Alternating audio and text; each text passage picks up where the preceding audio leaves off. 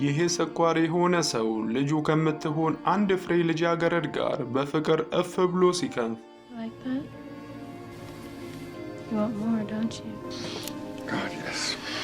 ይህም ፕሮፌሰር ሀበርት የተባለ ሰው ከአንድ ቦታ ወደ ሌላ ስፍራ በመኪናው ላይ በደም ጨቂቶ በተረበሸ ገጽታ በእጁ ከጨበጠው መሪ ጋር የያዘውን የአንዲት ሴት ፀጉር ጌጥና ከጀርባው ባለ ማረፊያ ላይ በደም የተላወሰ ፒስትል ሽጉጥ ተቀምጦ እንመለከታለን። ይህም ሰው አቅሉን እስኪሰጥ ድረስ የልብ ድንዛዜ ውስጥ ያሰመጠችው ይቺ የፀሐይ ፍንጣቂ የሆነች ልጅ ስትሆን፣ ሆኖም ግን ሀበርት ያላወቀው አንዳች ነገር ቢኖር ሕይወቱ ወደ አዘቅቱ እያቆለቆለ እንዳለ ነው። የዚህም የተወሳሰበ ስሜት መነሻ ከሀበርት ወጣትነት ጊዜ ጀምሮ ሲሆን በ14 ዓመቱ ገና ለአቅመ አዳምነት ማኮብኮብ ላይ ሳለ ይቺን ዓለም ለመሰናበት 11ኛው ሰዓት ላይ በቆመች ሴት ልጅ ፍቅር እርር ቅጥል ይላል። በዚያንም ወቅት ካልተጎዘጎዝኩልሽ ሞቼ ይገኛለሁ ያላት ልጅ በከፍተኛ ሕመም ተሰቃይታ ቆይታ እስከ ወዲያኛው ላትመለስ ታሸልባለች። ከዚያም ልቡ በሐዘን ጠቁሮ የከሰለው ሀበርት ለረጅም ዓመታት በብቸኝነት እንግልት ሲገላበጥ ቆይቶ ወደ እንግሊዝ በመጓዝ ከህመሙ እፎይታን ለማግኘት ተስፋ ሰንቆ ከተፍ ይላል። በዚህም ከተማ ጎኑን ለማሳረፍ ወደ ቅርብ ወዳጁ መኖሪያ ቢያመራም ብሎም ቤቱ በቃጠሎ መውደሙን ተከትሎ ሀበርት ሌላ ማረፊያ ፍለጋ ወደ አንዲት ሻርሎት ወደምትባል ገርዳሜ መበለት ቤት ያመራል። Charlotte, I'm so pleased. ሻርሎትም የቤቱን ዙሪያ ገባ ስታስመለክተው ብትቆይም ነገር ግን ሀበርት በቤቱ ዝርክርክነት ደስ ሳይሰኝ ለመተው እየዳዳው በመቀጠል አትክልት ስፍራውን በምታስጎበኘው ጊዜ በውሃ እየረጠበች በጸጥታ ፎቶግራፍ እያገላበጠች ምትመለከተው የሻርሎት ቆንጅዬ ሴት ልጅ የሆነችው ትንሿ ሎሊታ ላይ አይኑን ይተክላል። በምላሹ ያላሳፈረችው ሎሊታ ፈገግታዋን ብልጭ ስታደርግ ጊዜ ቤቱን የመልቀቅ ሀሳቡን እርግፍ በማድረግ ይተዋል።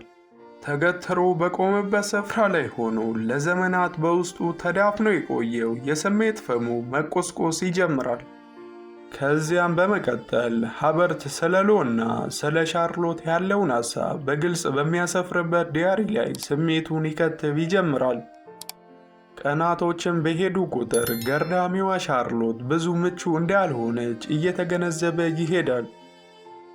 ምክንያቱ ደግሞ ሻርሎት የዕለት ተዕለት ተግባሯ ልጇ ሎሊታ ጋር መጫጫህና መጨቃጨቅ ሆኖ ቁጭ ይላል። በዚህም የኮረዳው አለው ባህሪ እያስገረመው ሲሄድ በተቃራኒው የሻርሎት ጸባይ እያሰለቸው ይመጣል። ብሎም ልሆት ትኩረት እንደጣለባት ተረድታ ቀጥልበት በሚመስል መልኩ ፈገግታና ቀለል ያሉ የሰውነት ንክኪዎችን ብታዘወትርም ምንም እንኳን ይሄ ለሷ ጨዋታ ብቻ ቢሆንም ሀበርት ግን ሎ ጥርሷን ስትቦርሽ ከርሷን ስትሞላ ፋራውን ስትጥል ሳይቀር እዚህ ጋር ምንድን ነው የጻፍኩት? ፋራውን ስትጥል ሳይቀር እያያት በግቢ ውስጥ በቅርብ ሆኖ አብሯት ለማሳለፍ ያቅሙን ይፍጨረጨራል። ሆኖም ግን በተመሳሳይ ጊዜ ያላስተዋለው ነገር የሎሊታ እናት ሻርሎት ለሀበርት ያላትን የተለየ ፍቅር ስሜት ሳይረዳ ይቀራል። በመነጋታውም ጠዋት ሀበርትና ሻርሎት በአንድ ሐይቅ ዳርቻ ለመዝናናት በሄዱበት ሻርሎትም የሀበርትን ጆሮ ኩም የሚያደርግ መርዶ ታረደዋለች። መርዶም ሎሊታ በትምህርቷ አመርቂ ውጤት ማስመዝገቧን ተከትሎ የሴቶች አዳሪ ትምህርት ቤት እንደምትገባ ትገልጽለታለች። ይህንንም ዜና የሰማው ሀበርት ውስጡ ከተፈጥሮ ውጭ በሆነ መልኩ ይላወሳል። አይደርስም የለ ቀኑም ደርሶ ሎሊታ ከማይረሱ ትዝታዎቿ ጋር ርቃው ትሄዳለች። ሎና እናቷ ሄደው ሳይሰነበቱ የሀበርት የቤት እመቤት ወደ ክፍሉ ዘልቃ በመግባት ከሻርሎት የተላከ ደብዳቤ ለሀበርት ትሰጧለች። ደብዳቤውንም ሀበርት ገልጦ ሲያነብ ለሱ ያላትን ፍቅር በመግለጽ እሱም አምኖ ለስሜቷ ምላሽ ካልሰጠ ቤቱን ለቆ እንዲወጣ ጥብቅ ትዕዛዝ ታሳልፋለች። ምርጫ ያጣው ሀበርትም ለመቆየት በመወሰን ወዲያውኑ ይስማማል። ነገር ግን አብረው መኖር ቢጀምሩም ሀበርት ከሷ ጋር የአልጋ ላይ ልፊያ ባለመፈለጉ የእንቅልፍ ክኒን አብዝቶ በመስጠት ለረጅም ሰዓታት ያጋድማታል። ሻርሎትም ካንቀላፋችበት ስትመለስ ንትርኳን ሀብላ በመጀመር ጋብቻቸው መፈጸም እንዳለባቸው ስታሳውቀው ትክት ያለ ዋንበር የበለጠ ጠንካራ ማስታገሻ ኪኒኖችን ፍለጋ ወደ ሆስፒታል ያመራል። ከቆይታም በኋላ ወደ ቤት ሲመለስ ሻርሎት በእንባ ታጥባ ያገኛታል። ምክንያቱ ደግሞ ሀበርት ለሎሊታ ስላለው ድብቅ የፍቅር ስሜት ከዲያሪው ላይ እውነተኛ ስሜቱን አንብባ እንዲያወቀችና ቤቱንም በፍጥነት ለቆ እንዲወጣ ዳግመኛ ታዟለች። ከዚያም ለልጇ ሎሊታ ደብዳቤ ስጽፍ ሀበርት ሊያረጋጋት ቢጠርም ሳይሳካለት ይቀራል። በዚህም ሚስጥሩ ገሃድ የወጣው ሀበርት ውስጡን ለማረስረስ መጠጥ በመያዝ ሲጨልጥ በድንገትም ስልኩ ጠርቶ አንድ እንግዳ የሆነ ሰው ሚስቱ እንደሞተች ያሳውቀዋል። የሰማውን ያላመነው ሀበርት ወደ ሻርሎት በፍጥነት ቢሄድም ሳይደርስላት ይዘገያል። ይህም የሆነው ሻርሎት ላይ ለሎሊታ የጻፈችውን ደብዳቤ ለመላክ እየቸኮለች ስትሄድ በመኪና ተገጭታ እንዳረፈች እንረዳለን። ሀበርትም ስትቻኮል የወሰደችውን ደብዳቤ ይዞ በመመለስ ውብ ነውሮቹን አቃጥሎ በማጽዳት ወደ አዳሪ ትምህርት ቤቱ ሎሊታ ጋር በፌሽታ ያመራል። በመንገዱም ላይ አንድ ሆቴል ቤርጋስ ይዞ ሎሊታን በማምጣት እንደኛው ሀገር እናቷ በጽኑ እንደታመመች ያሳውቃታል። ሆቴል ውስጥም ሎሊታ ዋልጌቶኔስ ጸሐፊ ከሆነው እውቁ ደራሲ ክላር ጋር ይገናኛሉ። በሌላም በኩል ለሀበርት ሪሴፕሽኑ በሆቴሉ 2 አልጋዎች ያሉት ክፍል እንደማያገኝና ከሎሊታ ጋር አንድ አልጋ መጋራት እንዳለበት አበክሮ ያሳስበዋል። ሀበርትም እኔ የምፈልገው እሱን አይደል በሚመስል አኳኋን ይስማማል። በዚህም ጨረቃ በደመቀችበት ምሽት ቆንጆ ራት በልተው ተጋግለው ወደ ክፍላቸው ከተመለሱ በኋላ ሀበርት ሎሊታን ብቻዋን ትቷት ወደ ቴራዞ ሲወጣ እዚያም ቦታ ክላር ጥንብዝ ብሎ ሰክሮ ለሀበርት ከሎሊታ ጋር ስላለው ግንኙነት አንዳች ነገር እንደሚጠራጠር የሚጠቁሙ ግልጽ ያልሆኑ አስተያየቶችን ይሰነዝራል። ሀበርትም ሎ ልጁ እንደሆነች በመግለጽ ወደ ክፍሉ ሲመለስ ሎ ቀድሞውኑ ተኝታ ያገኛታል። በመነጋታው ጠዋትም ሎ ከእንቅልፏ ፍልቅልቅ እያለች ነቅታ ሀበርትን ከረጅም ዓመት በፊት ያገኘውን ሴት ልትሰጠው እንደምትወድ በአጭር አማርኛ ገልጻለት ወደ ቀድሞ መኖሪያ ቤታቸው መመለስ ላይ ሳሉ ሎ እናቷ ጋር ስልክ እንዲደውልላት ሀበርትን ታስጨንቋለች። አጣብቂኝ ውስጥ የወደቀው ሀበርትም እውነቱን ሊናገራት ይገደዳል።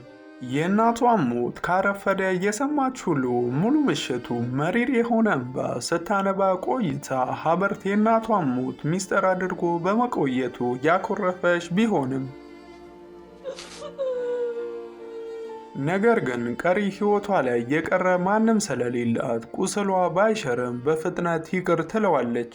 ከዚያም አምበር ትንሿ ሎን ከትውልድ ከተማዋ ይዟት በመውጣት ድፍን ሀገራትን ያሳያታል። በዚህ መሃል ሀበርት ከሎ ጋር እያሳለፈ ያለው ጣፋጭ ጊዜን በማስተዋል ከ14 ዓመት በኋላ የተሰጠው ዳግመኛ እድል እንደሆነ ይሰማዋል። ብሎም ከአይምሮ ውጭ የተቀየረ እምብዛም ነገር አልነበረም። ፕሮፌሰር ሀበርትም ሎ ያቋረጠችውን ትምህርት እንድትቀጥል በመወሰን ሲያስጀምራት መጀመሪያ ላይ ሁሉም ነገር በጥሩ ሁኔታ እየሄደ ያለ ቢመስልም ነገር ግን ከጊዜ በኋላ ሎሊታ የሆነ ነገር እየደበቀችው እንደሆነ ይሰማው ይጀምራል። ምክንያቱም ብዛት ያለው ገንዘብ ስትጠይቀው ይባስ በላም በትምህርት ቤት ባለ ጨዋታ እንድትሳተፍ እንዲፈቅድላት ጠይቀው ስታሳምነውና በተጨማሪም ሌክቸሯ የቲያትር ደራሲው ክላር ሎሊታ ብዙ ክላሶችን እየፎረፈች እየቀጣች እንደሆነ ለሀበርት ያሳውቀዋል። ሀበርትም ምን እየተካሄደ እንዳለ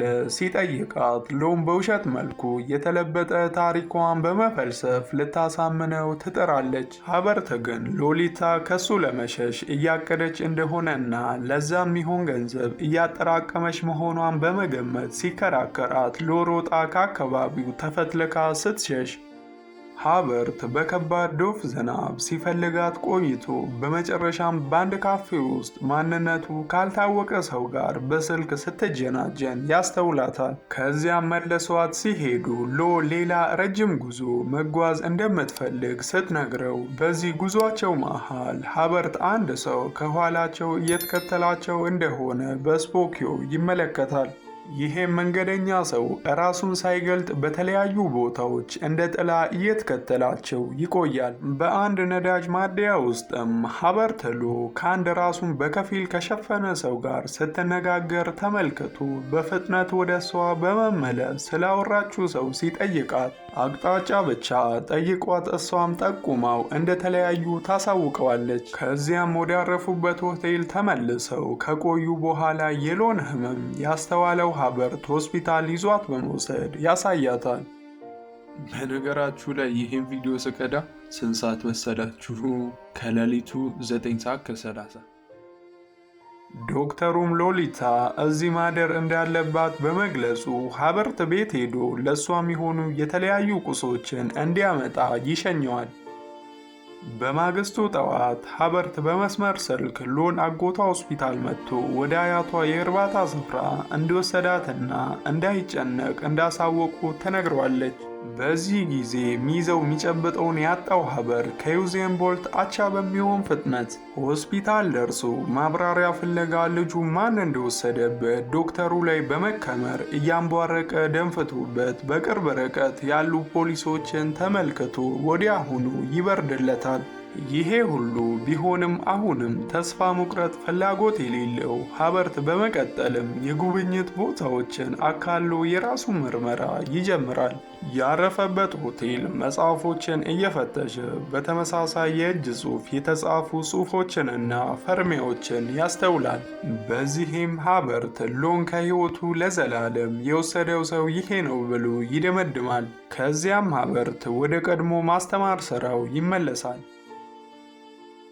ከድፍን 3 ዓመት በኋላም አንድ ጠዋት ሃበርት ከሎሊታ ደብዳቤ ደረሰው። ደብዳቤውም ባለትዳር እንደሆነችና አሁን ደግሞ የልጅ እናት ልትሆን ጥቂት ወራት ብቻ እንደቀራት፣ እቺ ደግሞ አትፈታም እንዲያገረሽበት ነው።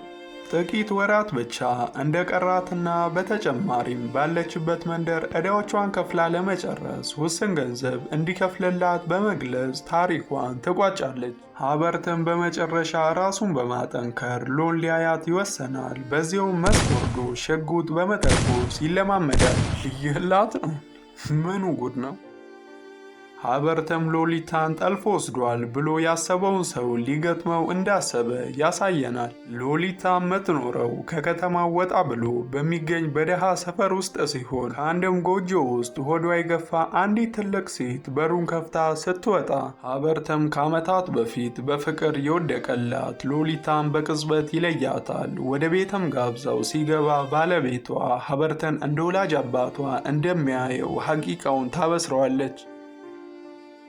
አሁን ላይ በትዳር ዓለምም ሆና የምታፈቅረው ሰው ተውኔት ጸሐፊው ክላርን ብቻ ሲሆን፣ ሆኖም ክላር ኮርን ፊልሞች ላይ ለመታየት ፈቃደኛ ባለመሆኗ ውጭ አውጥቶ እንደ ጣላት ትነግረዋለች። ከዚያም ሃበርት ውስን ዶላሮችን በመስጠት የእሷ እንደሆነ ነግሯት ምንም አይነት እድል ከተፈጠረ ለእሷ ሁሌም በሩ ክፍት እንደሆነ ያሳውቃታል። ይሄ ቢሆንም ሎሊታ ምንም መመለሻ አጋጣሚ እንደማይኖር ተመልስለታለች። በነሲብም በንግግሯ መሃል ክላር አሁን የት እንደሚኖር ነገረችው። ሃበርትም ከተሰናበታት በኋላ የክላርን ቤት አስሶ በማግኘት ቤቱ ገብቶ ሽጉጥ ወደሱ ደግኖ ሲያስፈራራው ግራ የገባው ክላር ተወርውሮ ፒስተሉን አስጥሎት በፍርሃት እየተንቀጠቀጠ ሲያመልጥ ሃምበር ሽጉጡን ዳግም በማንሳት ሲተኩስ ክላር የተበሳ ጎኑን ይዞ በመሳብ አልጋው ላይ ይጋደማል። በዚያውም ሃበርት የጀመረውን በመፈጸም ትንፋሹን ጸጥ ያደርጋል። ከዚያም መላ አካሉ በደም ተሸፍኖ ወደ መኪናው ገብቶ ሲሄድ በመንገድ ላይ ፖሊሶች ያስቆሙታል። ነገር ግን ሃበርት ማንንም ያስተዋለ ሳይመስል አእምሮ ሙሉ በሙሉ በሎሊታ ሐሳቦች ይዋጣል። ከዚያም ሃበርት በቁጥጥር ስር ይውላል። በእስር ቤትም ውስጥ በልብ ድካም ህመም ይሞታል። ሎም ከጥቂት ሳምንት በኋላ በኦሊር ምክንያት ከዚህ ዓለም በሞት ትለያለች። ታሪካችንም እዚህ ላይ ያበቃል። እስከ ቀጣይ ቸር ያቆየን።